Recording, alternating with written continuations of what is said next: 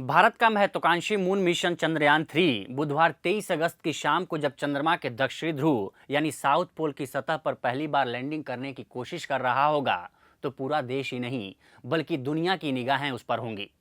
ऐसा इसलिए भी क्योंकि अगर यह मिशन सफल रहता है तो भारत चंद्रमा के साउथ पोल पर उतरने वाला दुनिया का सबसे पहला देश बन जाएगा।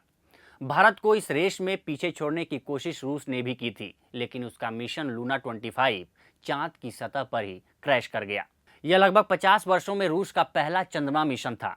खुद चंद्रयान-2 के रूप में चांद के साउथ पोल पर उतरने की भारत की पहली कोशिश साल 2019 में विफल रही थी। ऐसे में आपके मन में ये सवाल उठ रहा होगा कि आखिर चांद के साउथ पोल पर ऐसा क्या है कि वहां किसी देश का यान इससे पहले कभी नहीं उतर पाया। तो चलिए इसी सवाल का जवाब खोजने की कोशिश करते हैं। सबसे पहले जान लेते हैं कि आखिर चंद्रमा के साउथ पोल पर है क्या। दरअसल नासा के अनुसार चंद्रमा का साउथ पोल रहस्य, विज्ञान और जटिलताओं से भरा है। चंद्रमा का साउथ पोल उबड़ खाबड़ इलाका है। इसकी सतह पर बड़े बड़े पहाड़ मौजूद हैं और यहाँ सूर्य की किरण बहुत कम एंगल पर आती है।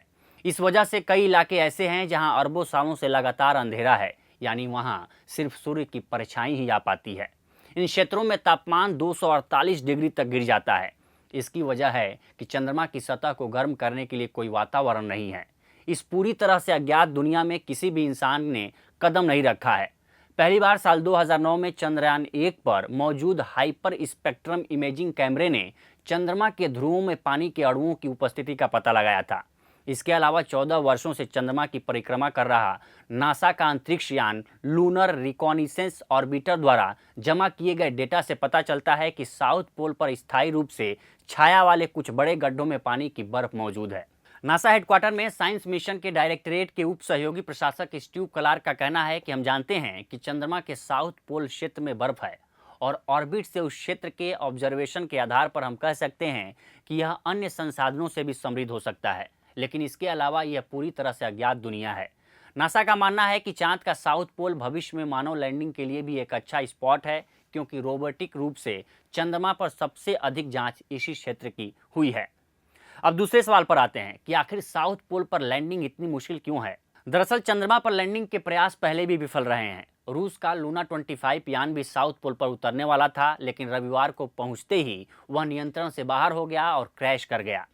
चंद्रमा पर उतरने वाले पिछले सभी अंतरिक्ष यान उसके भूमध्य रेखा के कुछ डिग्री आगे पीछे ही उतरे हैं। भूमध्य रेखा से सबसे दूर उतरने वाला अंतरिक्ष यान नासा द्वारा भेजा गया सर्वेयर 7 था, जिसने 10 जनवरी 1968 को चंद्रमा पर लैंडिंग की थी। यह अंतरिक्ष यान 40 डिग्री दक्षिणी अक्षांश के करीब उतरा था।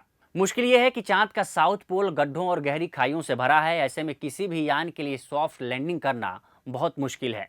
इसके साथ साथ चंद्रमा के साउथ पोल पर सूर्य की छाया ही पड़ती है, जिससे लैंडिंग का प्रयास करते समय ये समझ पाना मुश्किल होता है कि सतह कैसी है और उसकी विशेषताएं क्या हैं।